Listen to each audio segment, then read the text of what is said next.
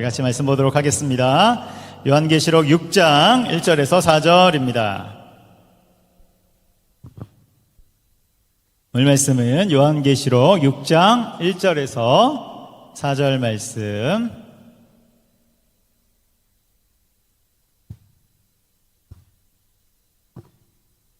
우리 한 절씩 교독합니다. 6장 1절에서 4절, 제가 1절, 여러분들이 2절, 우리 한 절씩 교독하도록 하겠습니다. 내가 봄에 어린 양이 7인 중에 하나를 떼시는데 그때 내가 들으니 내 생물 중에 하나가 우레소리같이 말하되 오라 하기로.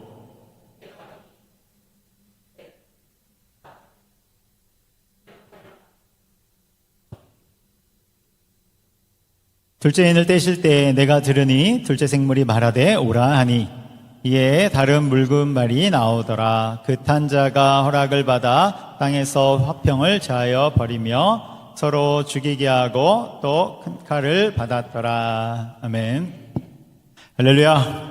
금요기 되어 오신 여러분들 주님의 이름으로 환영하고 축복합니다. 아멘. 우리 한 주간의 마무리는 금요기도회입니다.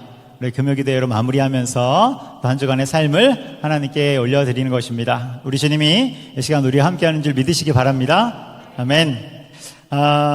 오늘도 항종직 선거 우리 겸해서 같이 선거를 위한 기도회 겸해서 같이 합니다. 이제 항종직 선거 1차 투표가 더 가까이 왔는데요. 그래서 내일 모레 주일이 되면 이제 투표 방법에 대한 설명도 있을 예정입니다. 그래서 이번에는 투표자 명부도 만들고 또 투표용지도 또 따로 만들었어요. 그리고 투표소도 만들어서 진행할 예정입니다. 제가 알기로 이 모든 것들이 약간 교회에서는 첫 번째 시도예요. 그렇죠? 그래서 조금 미흡할 수도 있지만 우리 장로님들이 또 당회를 중심으로 열심히 준비하고 있습니다. 기도 부탁드리고요. 또 이번 주일에는 바자회가 있어요. 바자회. 위에서 우리 각 여전도에서 열심히 준비하는 것 같습니다. 여러분 주님의 이름으로 축복합니다. 여러분 굉장히 수고하고 계시죠?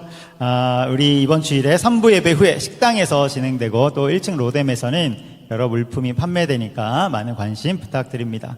또 위에서 수고하는 여전도회 회원과 연합회에 위해서 또 많이 기도해 주시기 바라요. 오늘은 요한계시록 6장 말씀인데 우리 전장인 5장에서는 뭐가 나왔냐면 두루마리 전달식이 있었습니다. 두루마리 문서의 전달식. 이 문서는 인으로 탁 봉해져 있는데 몇 개의 인으로 봉해져 있어요? 7개. 요한계시록에서 잘 모르면 무조건 7개 하시면 돼요. 몇 개의 인으로 봉해져 있어요? 7개, 그렇죠. 7개. 그럼 절반은 맞습니다. 7인으로 봉해져 있는 비밀 문서인데 여기에는 미래일이 기록되어 있고 그래서 예언의 책, 예언의 문서가 되는 것이죠. 이 문서가 하나님 손에 있었어요. 하나님 손에서 이제 예수님께 전달되는 것이 5장이에요. 우리가 글을 쓴다면 하나님이 예수님께 주셨다 이렇게 한 줄로 쓸 것 같은데 5장 전체가 하나님의 손에서 예수님의 손으로 전달되는 그 전달식이 5장 전체가 되는 것이죠. 그래서 이 문서가 탁 전달되니까 어떻게 됩니까? 내 생물과 또 24장로와 천군 천사가 주님 앞에 쫙 찬양을 하는 것이죠. 그 찬양하는 장면이 5장 13절에서 14절 우리 5장 마지막 부분에 나오는데요. 우리 한번 읽어보도록 하겠습니다. 제가 읽을게요. 보좌에 앉으시니 누굽니까? 네, 하나님. 보좌에 앉으시니 하나님이죠. 와 어린 양 누굽니까? 예수님. 그래서 하나님과 예수님께 찬송과 존귀와 영광과 권능을 세세토록 돌릴지어다 하니까 그렇죠. 지금 아멘 하시죠. 똑같아요. 내 생물이 아멘 하고 장로들은 엎드려 경배하더라. 아멘 하는 마음으로 경배하더라. 이게 바로 5장의 내용입니다. 이제 문서 전달식이 다 끝났어요. 그러니까 이제 6장이 시작되는 것이죠. 그래서 6장의 내용은 이제 이 비밀 문서를 하나씩 풀어보는 것입니다. 그것이 오늘 본문의 내용이죠. 이 비밀 문서는 종말에 일어날 일들이에요. 예수님이 이 땅에 재림하시기 전에 일어날 일들을 적어 놓은 책입니다. 자, 6장 1절 읽어볼게요. 제가 읽을게요. 내가 봄에 어린 양 누굽니까? 예수님. 그렇죠. 예수님이 7인 중에 하나를 떼시는데 첫째 인을 딱 뗐어요. 그러니까 그때 내가 들으니 내 생물 중에 하나, 우리 내 생물 배웠죠, 그렇죠? 내 생물은 천사, 그룹이라고 성경에 나오고 원어로는 케루빔이라고 하는 천사예요. 천사의 대표죠. 그 천사의 대표가 큰 소리로 오라, 우레소리 같이 오라 하니까 상황이 탁 펼쳐져요. 2절에 나옵니다. 그 첫 번째 상황이 2절에 나오는데요. 우리 함께 읽겠습니다. 시작. 이에 내가 보니 흰 말이 있는데 그 탄 자가 활을 가졌고 면류관을 받고 나아가서 이기고 또 이기려고 하더라. 아멘. 그래서 예수님이 첫 번째 인을 떼자 말이 한 마리 나왔어요. 무슨 색깔 말이 나왔습니까? 흰 말. 흰 말이 보여주세요. 네, 말씀을 보여주세요. 흰 말이 네, 탁탁탁탁 하고 나왔어요. 근데 그 위에 탄 자가 있는데 보니까 활을 갖고 있고 면류관을 탁 쓰고 있는 거예요. 면류관을 쓰고 흰 말을 쓰고 막 나아가면서 승리하는 모습이 보이는 것이죠. 아, 이게 무슨 상황일까? 흰 말 위에 탄 면류관을 쓴 사람은 누구일까? 과거에 이것을 보면서 예수님의 모습이다 이렇게 해석한 사람이 있어요. 예수님이다. 왜냐하면 흰 말을 타고 면류관을 쓴 모습이 예수님 같잖아요. 그러니까 반대편에서는 아니다. 적그리스도다. 적그리스도. 예수님을 흉내내는 적그리스도다. 예수님이 오시기 전에 적그리스도가 나타날 텐데 그 적그리스도를 얘기하는 것이다. 이렇게 해석했던 것이죠. 정답부터 말하면 예수님도 적그리스도도 아니에요.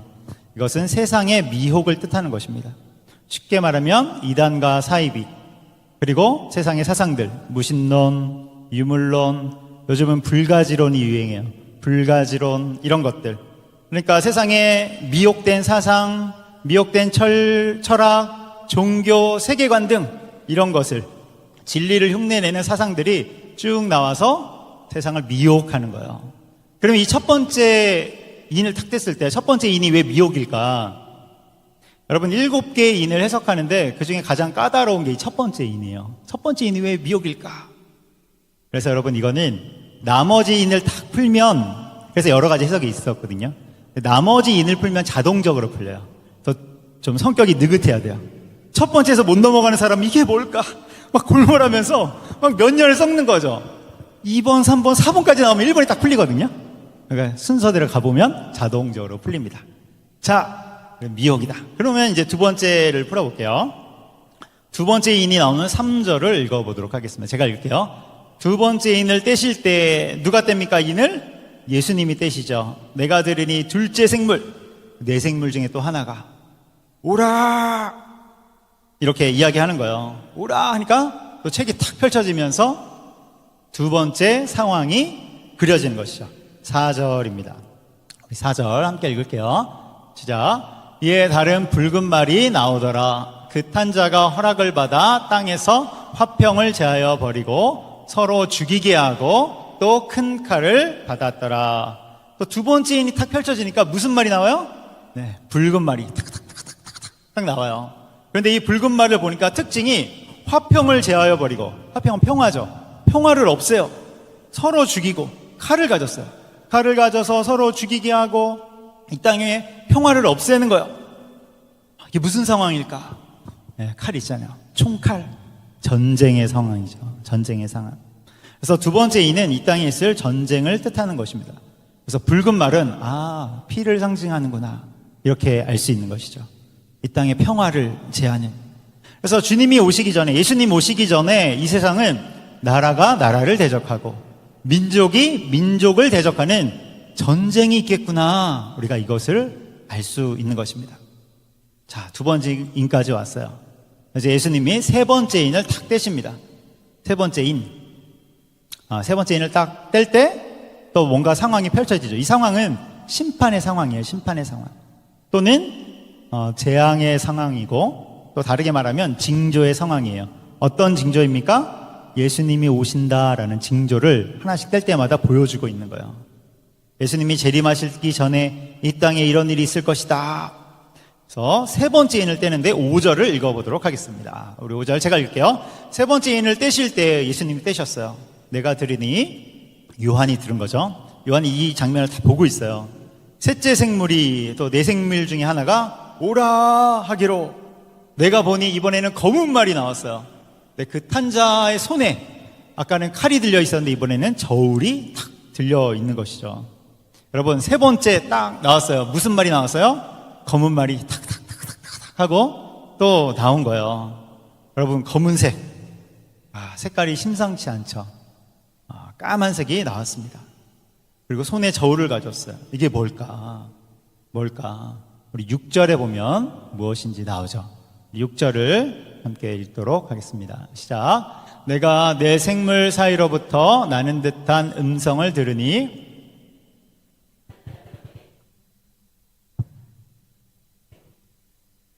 또 감람류와 포도주는 해치지 말라 하더라. 아멘. 그래서 6절에 보면 음성이 들려와요. 음성이 들리는데 뭐냐면 한 데나리온의 밀 한 대요, 한 데나리온의 보리 석대로다. 이런 음성이 들려오는 것이죠. 여러분, 한 데나리온은 우리가 잘 알고 있어요. 우리 성경을 많이 배웠기 때문에 한 데나리온은 노동자의 하루 일당이죠. 그렇죠? 하루 일당. 그러면 오늘날로 봤을 때 노동자의 하루 일당은 얼마일까? 여러분, 요즘은 세상이 하도 다양하고 직업군도 다양해서 얼마라고 하기가 어려워요. 뭐 10만 원, 20만 원, 30만 원, 대략 15만 원. 목사님 아닌데요. 따지지 마세요. 네, 15만 원 정도. 네, 우리는 할 거예요. 자, 15만 원 정도로 하겠습니다.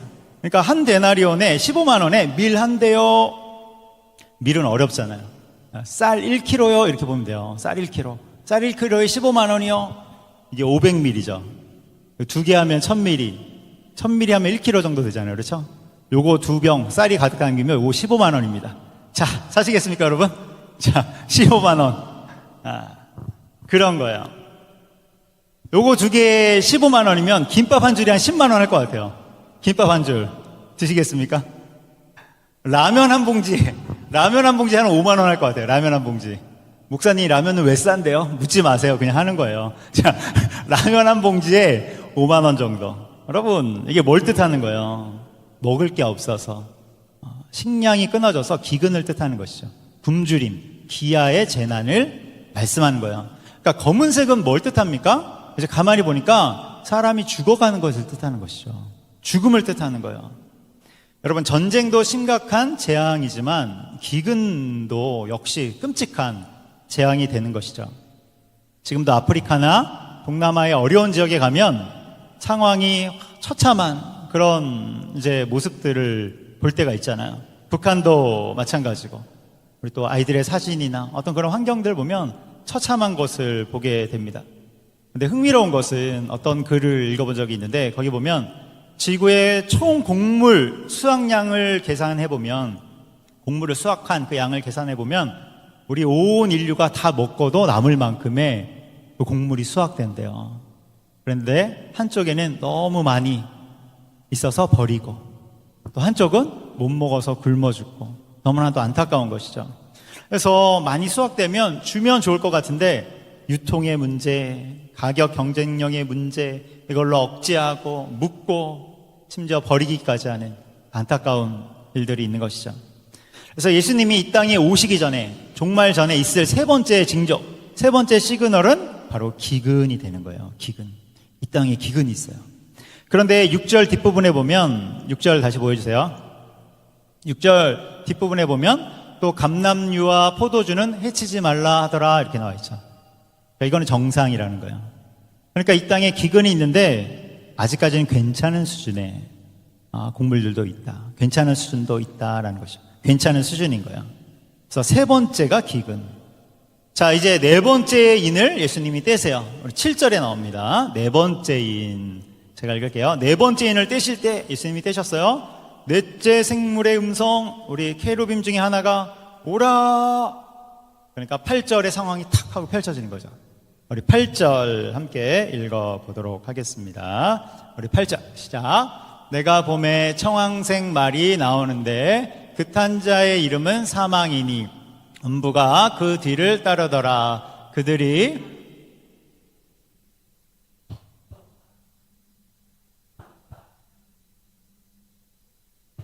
아멘. 여기 보면 이제 네 번째 말은 무슨 색깔이에요? 청황색.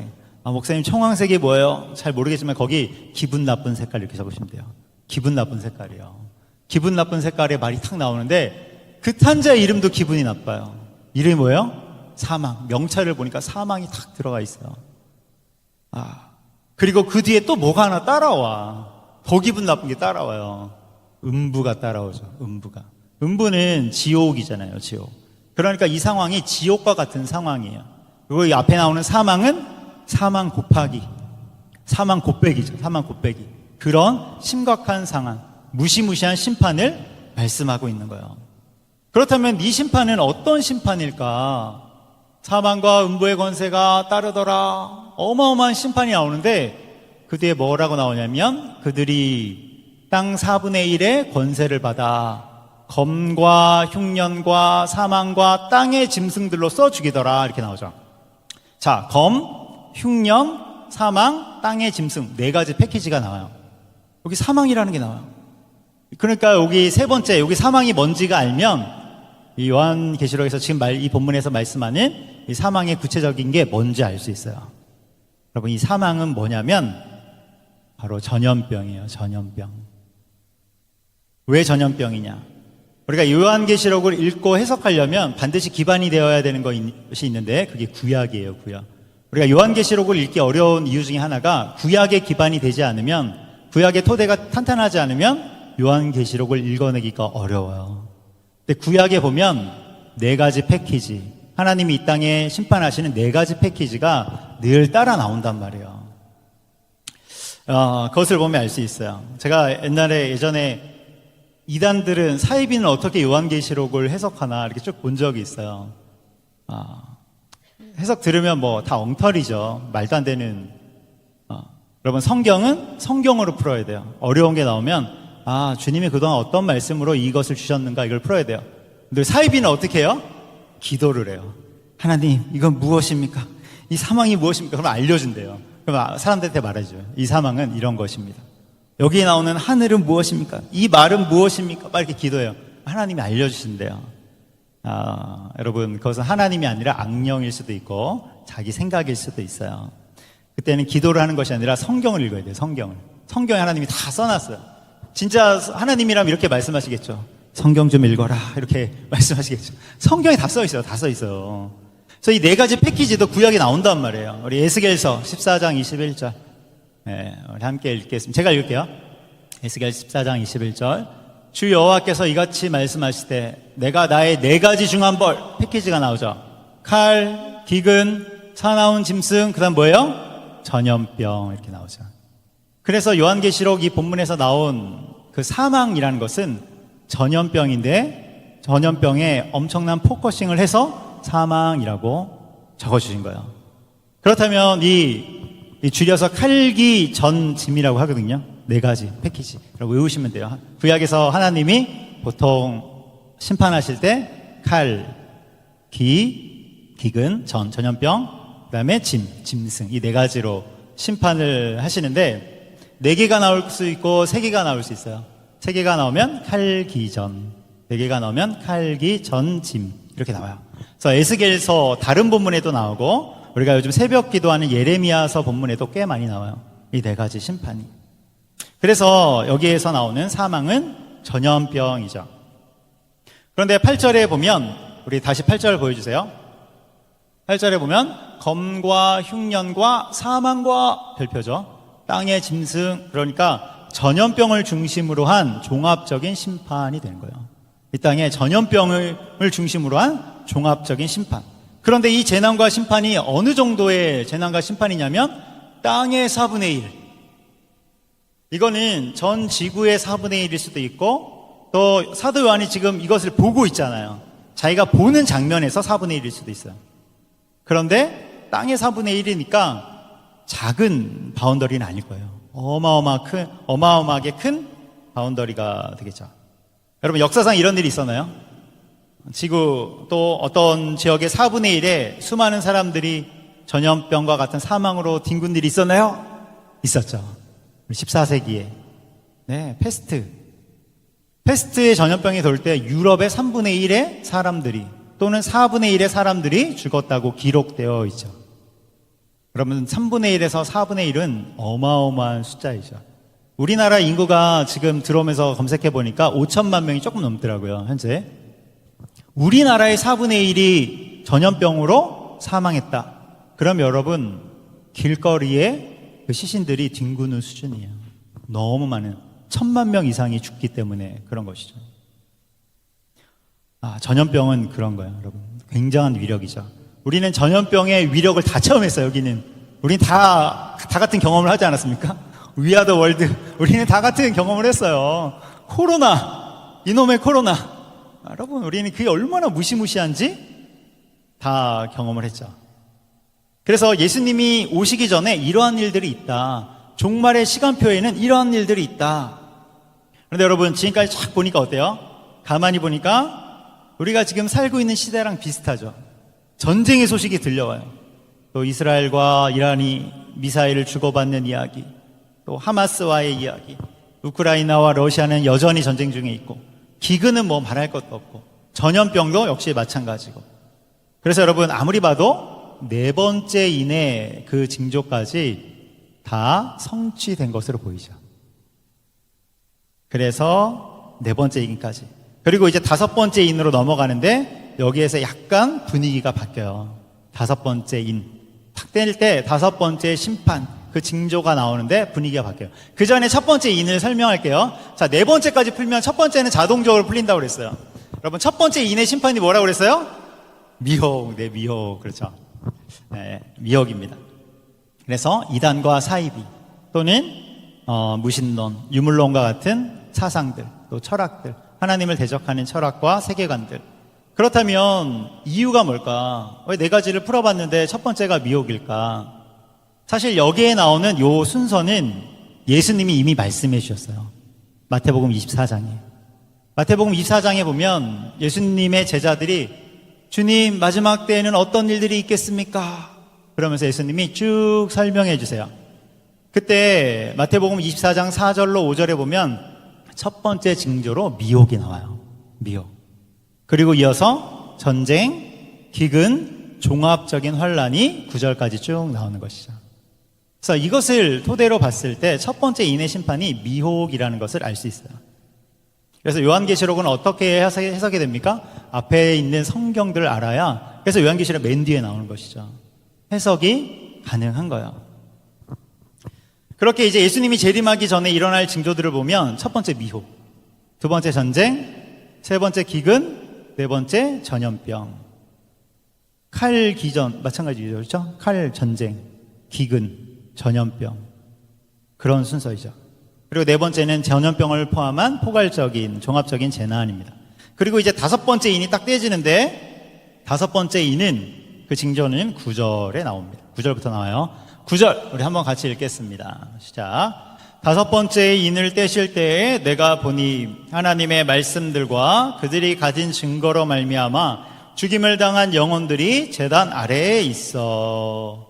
다섯 번째 인을 떼니까 하나님의 말씀과 증거, 예수님을 증거하는 그 증거로 말미암아 죽임당한 영혼들이 나와요. 그럼 누굽니까? 순교자들이죠. 순교자. 말씀 때문에 죽임당한 영혼들. 복음, 증거, 복음이죠. 복음 때문에 죽임당한 영혼들. 순교자들이 탁 나와요. 분위기가 바뀌는 것이죠. 그러면서 우리 10절 우리 같이 읽겠습니다. 시작. 큰 소리로 불러 이르되 거룩하고 참되신 대주제여 땅에 거하는 자들을 심판하여 우리 피를 갚아주지 아니하시기를 어느 때까지 하시려 하나이까 하니. 순교자들이 뭐라고 해요? 우리의 피를 갚아주옵소서. 맨 끝에 나오죠. 우리의 피를 갚아주옵소서. 우리를 신원하여 주옵소서. 그러니까 11절에서 예수님이 이렇게 말씀합니다. 11절 제가 읽을게요. 각각 그들에게 흰 두루마기를 주시며 이르시되, 흰 옷을 주셨어요. 예복과 같은 것이죠. 아직 잠시 동안 쉬되 그의 동무 종들과 형제들도 자기처럼 죽임을 당하여, 순교자들이죠. 그 순교자 수가 차기까지 기다리라. 이렇게 말씀하시죠. 순교자의 수가 차기까지 기다리라. 주님이 흰 두루마기를 주면서, 주님, 우리는 언제까지 기다려야 합니까? 이 세상의 끝이 언제입니까? 흰 두루마기를 주면서 순교자의 수가 차기까지 기다리라. 그래서 여러분, 다섯 번째 징조는 순교자의 탄원이고 순교자의 수가 차는 거예요. 그리고 순교자의 수가 탁 차면 여섯 번째 인으로 넘어가는데 여섯 번째 인부터는 감당하기가 어려워요. 거기는 이제 정말 세상 끝과 같은 것이죠. 감당할 수 없는 대재앙으로 들어가게 됩니다. 그래서 중요한 것은 지금까지 순교자의 수가 얼마나 찼을까? 순교자의 수는 주님이 예정해 놓으신 것 중에 얼마나 찼을까? 알 수 없죠. 알 수 없어요. 여기서 숫자를 말하면 이단이 되는 거예요. 근데 여러분, 이 땅에는 분명히 많은 사람들이 순교했고, 초대교회를 시작으로 지금까지 수많은 사람들이 순교했음을 알 수 있고, 여러분, 지금도 여전히 순교자는 있을까요? 없을까요? 있죠. 선교사님들의 편지를 받아보면 이슬람 지역, 중동을 비롯한 이슬람 지역에서는 여전히 순교가 일어나고 있고, 몇 년 전에 온 세상을 떠들썩하게 했던 IS 있었죠. 그렇죠? 몇 년 전에. 그때도 많은 순교자들이 발생했어요. 그 중에 대표적인 것이 당시 기독교 정교회 소속의 20명이 오렌지 색깔 옷을 입고, 그리고 쫙 일렬로 서서 무참히 순교 당하는 장면이 유튜브로 생중계된 적이 있어요. 너무나도 안타까운 그런 장면이죠. 북한은 말할 것도 없고, 지금도 여전히 이슬람 지역에 있는 교회들을 향해서 폭탄 테러가 일어나고 집단 학살들이 일어나면서 순교자가 발생하고 있는 거예요. 이것이 언제까지 진행됐냐면 순교자의 수가 차기까지. 그리고 순교자의 수가 다 차게 되면 이제 6번째 인으로 넘어가는데, 여러분, 이제 어마어마한 재난이 일어나요. 여기서부터 우리가 감당이 안 되는 것이죠. 그리고 6번째 인의 심판까지 오면 이제 종말의 시간은 점점 더 빨라질 거예요. 여기서부터는 우리가 칼기전은 서서히 진행됐다면 6번째 인부터는 굉장히 빠른 시간으로 지나갈 수 있어요. 자, 그럼 6번째 인의 심판은 뭘까? 12절. 여기서부터는 온통 알기 어려운 말들이 나와요. 이게 검은 건 글씨고 흰 것은 바탕이다, 뭐 이런 게 나와요. 제가 읽을게요. 12절. 내가 보니 6째 인을 떼실 때 큰 지진이 났어요. 첫 번째 특징, 큰 지진이 났어요. 두 번째, 해가 어떻게 된대요? 검은 털로 짠 상복같이 검어지고, 그러니까 뭐예요? 아주 까매졌다는 것이죠. 해가 까매졌어요. 두 번째는 해가 까매진 거예요. 세 번째, 달은 온통 피같이 되며, 목사님 피요? 피같이 붉은색, 이렇게 적으시면 돼요. 놀라지 마시고 거의 붉은색 이렇게 적으면 돼요. 피처럼 붉은색이 되었다는 거예요. 그러니까 엄청난 천재지변이죠. 여러분, 인류 역사상 이런 천재지변이 있었을까요? 해가 까매지고 빛을 잃어요. 그리고 달은 붉어지고, 그리고 큰 지진이 나고. 자, 이어서 13절. 하늘의 별들이 무화과 대풍에 흔들려 설익은 열매가 떨어지는 것 같이 우수수수 땅에 떨어지고. 자, 14절. 하늘은 두루마리가 말리는 것 같이 떠나가고, 하늘이 막 떠나가요. 각 산과 섬이 자리를 옮겨 다녀요. 여러분, 이런 재앙을 우리가 만난 적이 없죠. 6번째 인을 떼면 이제 이러한 재앙을 맞이하게 된다는 거예요. 그럼 이것은 무슨 재앙일까? 무슨 재난일까? 15절을 보면 알 수 있어요. 주님 항상 힌트를 주세요, 우리 가운데. 15절을 같이 읽도록 하겠습니다. 시작. 땅의 임금들과 왕족들과 장군들과 부자들과 강한 자들과 모든 종과 자유인이 굴과 산들의 바위 틈에 숨어. 아멘. 여기 보면 맨 끝에 굴과 산들의 바위 틈, 여기다 밑줄을 그으시면 돼요. 굴과 산들의 바위 틈. 지금 엄청난 대재앙이 일어나니까 보세요. 임금들, 왕족, 장군들, 부자들, 강한 자들, 여러분 다 묶으면 뭐예요? 지도자들이죠. 그리고 권력자들이죠. 부호들이에요. 부호들. 이들이 뭘 해요? 불에 숨는 모습이 나오죠. 불에 숨는 모습. 그리고 종과 자유인도 나오죠. 이들은 아마 바위 틈에 숨은 것 같아요. 종과 자유인은 평민들이죠. 평민들, 백성들.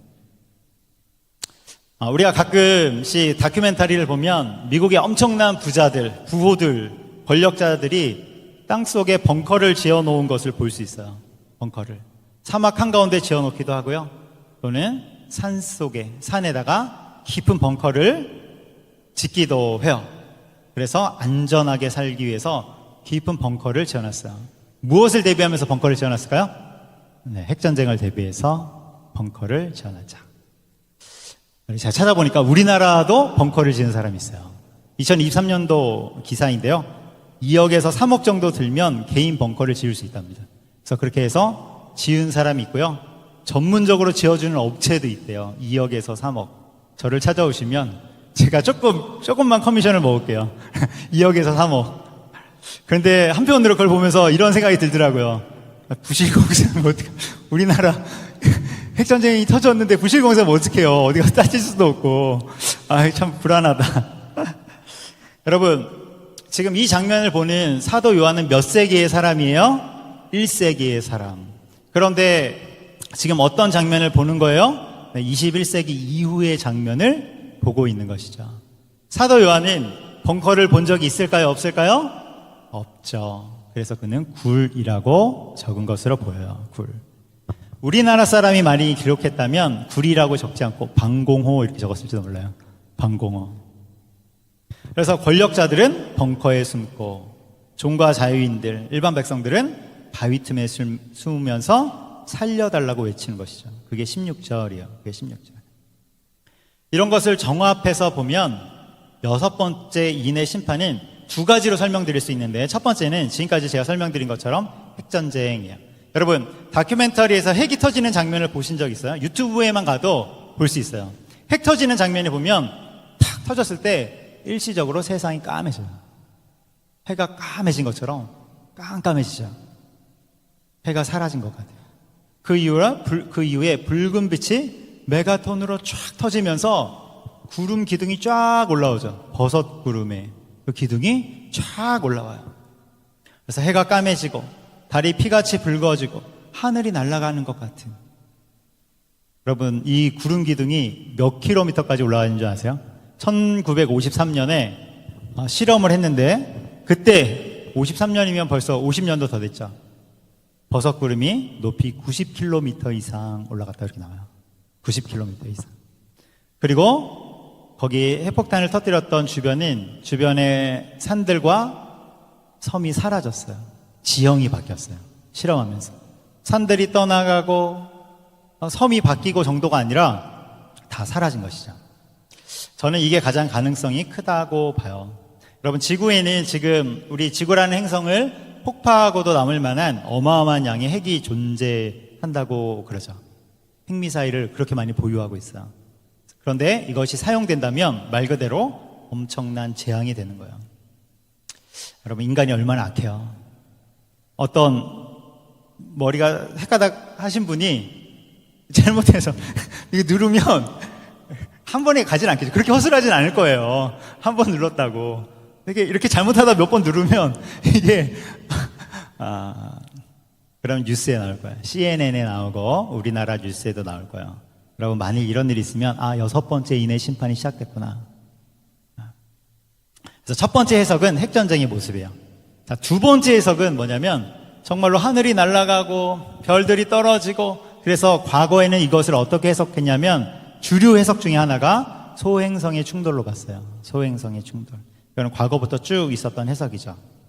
그런데 왜 이런 해석이 주류를 이루었냐면 핵무기가 개발된 지 여러분 100년도 안 돼요. 100년이 안 된단 말이에요. 그러니까 인류의 역사상 지금 2024년도를 살아가고 있는데 100년 전에 사람들이 이 본문을 읽을 때는 해석할 길이 없어요. 이게 뭐지? 이게 뭘까? 그러면서 소행성의 충돌을 주류 해석으로 많이 지지를 얻었죠. 그런데 여전히 이 해석은 또 지지를 얻고 있어요. 우리는 이제 천문학을 잘 모르잖아요. 저도 천문학을 잘 몰라요. 근데 천문학자들 사이에서 지구가 멸망한다면 그 원인이 소행성의 충돌일 것이다, 이렇게 이야기하는 사람들이 꽤 있다고 해요. 이렇게 예측하는 사람들이. 그래서 이 예측을 바탕으로 영화들도 만들어지잖아요. 딥 임팩트, 아마겟돈, 이런 영화 보셨어요? 소행성이 충돌해서 이거를 막아야 되는데 충돌하면 막 해일이 일어나고. 그래서 이렇게 되면 지구 인구의 대부분이 죽임을 당하는 엄청난 재앙이 될 거예요. 근데 저는 핵전쟁으로 봐요. 왠지 아세요, 여러분? 6번째 다음에 7번째 인이잖아요. 7번째 인은 명백한 전쟁의 모습이기 때문에 그래요. 전쟁의 모습. 7번째 인이 여기 8장에 나오는데, 거기에 보면 그래서 6번째 핵이 터지고 7번째 이 세상에 전쟁이 있겠구나, 큰 전쟁이 있겠구나, 이것을 연결해서 볼 수 있는 것이죠. 그래서 6번째 징조는 누구나 다 알 수 있는 주님의 사인이에요. 그래서 그 일들이 딱 일어나면 깨어있는 그리스도인이라면, 또 기름을 준비한 다섯 처녀와 같은 그리스도인이라면 우리가 알 수 있는 것이죠. 여기까지가 6장입니다. 6장. 그리고 다음으로 7장으로 넘어가면 뭐가 나올까요? 7번째 인을 탁 떼면 좋은데 우리 주님은 바로 안 떼세요. 항상 7이 나올 때는 한번 뜸을 들여요. 그래서 또 예배를 드려요. 찬양하고 예배하는 모습들. 할렐루야. 찬양하고 예배를 하면서 7장에서 뭐죠? 구원하심이 보좌에 앉으신 이 찬양이 나와요. 거기서. 그리고 8장에 가서 7번째 인을 탁 떼요. 전쟁의 모습이 나오는 것이죠. 자, 적용과 결론을 맺겠습니다. 여러분, 7인의 심판을 보면서 우리 시대를 예측해 볼 수 있어요. 제 생각으로 지금 시대는 5번째 인쯤에 있다 생각돼요. 왜냐면 미호, 기 전 이미 다 있었잖아요. 그리고 순교자들이 지금 일어나고 있잖아요. 순교가 일어나고 있어요. 그런데 아직 그러한 큰 재난까지 오진 않았어요. 이게 핵전쟁일 수도 있고 소행성의 충돌일 수도 있고 아니면 정말 뭐 해가 떨어질 수도 있고 모르겠어요. 그런 일이 있을 수도 있겠죠. 그런데 아직 그 일은 일어나지 않았기 때문에 5번째 인의 시대에 살고 있고 저는 5번째 인의 막바지의 시대에 살고 있다고 생각됩니다. 그래서 어느 날 순교자의 수가 차면 6번째 인으로 넘어가고 종말의 시간은 더욱더 빨라지는 것이죠. 그러나 우리가 요한계시록을 볼 때 항상 견지해야 될 태도는 틀릴 수 있다 거예요. 미래에 대한 이야기이기 때문에 그래요. 그래서 겸손하게 이 태도가 없으면 우리는 굉장히 오류에 빠질 수 있어요. 그래서 아무튼 6번째 인이 탁 떼어지고 제 생각으로는 핵미사일이 터질 것 같은데 어디서 터질까? 지금부터 중동에 터질 가능성이 많아요. 중동에, 제가 볼 때는 중동에 터질 가능성이 많고 미국도 될 수 있고 우리나라도 될 수 있지만 중동이 될 것 같습니다. 그런데 그게 중요한 게 아니라 여러분 정말로 중요한 게 있어요. 그것은 우리가 마지막 시대를 살고 있다는 거예요. 그래서 마지막 시대 속에서 사명을 다하며 살아가야 된다는 것입니다. 이것은 이단들이나 종말주의자들처럼 이제 마지막 시대가 왔으니까 너의 직업을 다 내팽개치고 다 그냥 마지막 날만 대비하라 그런 게 아니죠. 그런 게 아니에요. 종말의식을 갖고 살라는 것입니다. 주님이 부르시면 언제든지 주님 앞에 나갈 준비를 하면서 살라는 거예요. 여러분, 주님이 우리 가운데 요한계시록을 주신 이유가 있습니다. 요한계시록을 주신 이유는 두려워하라고 주신 것이 아니라 종말을 대비하라고 주신 거예요. 종말의식을 갖고 살아라. 내 인생의 끝이 있음을 기억하라. 여러분, 우리는 이 땅에서 천년만년 살 것처럼 착각하잖아요. 그것이 아니라 끝이 있고 끝 이후에는 무엇이 있습니까? 주님의 심판이 있는 것이죠. 심판. 그래서 요한계시록 말씀처럼 예수님의 재림하면 세상은 끝나고 또 예수님이 재림하기 전에라도 우리 인생이 각자가 생을 마감하면 개인적인 종말을 맞이하게 되는 것이죠. 그래서 확실한 것은 여기 있는 우리 모두는 다 종말을 맞이한다는 거예요. 예수님이 오시던 개인적인 종말이든 100년이 지나면 이 자리에 앉아있을 사람은 아무도 없습니다. 아무도 없어요. 그럼 종말 후에는 우린 예수님의 심판대 앞에 서게 되고 거기서 우리의 모든 판단을 받게 되는 것입니다. 그래서 이 땅에서 살아가는 우리의 삶을 극단적으로 말하면 뭐냐면 마지막 날 예수님의 심판대 앞에 서기까지의 삶의 과정이에요. 마지막 날 예수님의 심판대 앞에 딱 설 거란 말이에요. 그때까지의 삶의 과정이고 그리고 그때까지 삶을 기록해 나가는 과정, 그것이 우리의 삶이 되는 것입니다. 이 말을 바꿔서 말하면 예수님은 지금도 우리의 삶을 보고 계시고 하늘의 책에 우리의 삶을 기록하고 계시다는 거예요. 여러분, 이러한 종말론적인 신앙을 갖고 산다면 우리가 우리의 인생을 함부로 살 수 있습니까? 마지막 날에 우리의 모든 삶의 행적이 하나님 앞에서 밝히 드러날 텐데요. 다 기록될 텐데요. 우리가 함부로 살 수 있습니까? 여러분, 이제 말씀의 결론을 맺어요. 오늘날 우리가 회복해야 될 신앙은 종말 신앙의 회복입니다. 그래서 종말 신앙의 회복이라고 했을 때 두 가지예요. 첫 번째, 따라하겠습니다. 예수님이 다 보고 계신다. 예수님이 다 보고 계신다. 이러한 의식으로 살아가는 거야. 두 번째, 우리의 삶이 다 기록된다. 우리의 삶이 다 기록된다. 하늘의 책에 우리의 삶이 다 기록되는 것입니다. 그래서 이것을 다 합쳐서 한마디로 말하면 나의 삶은 예수님의 심판대 앞에 서기까지의 삶을 기록해 나가는 과정이라는 것입니다. 여러분 이렇게 종말 신앙을 갖고 살아가는 우리가 되기를 주님의 이름으로 축복합니다. 기도하겠습니다.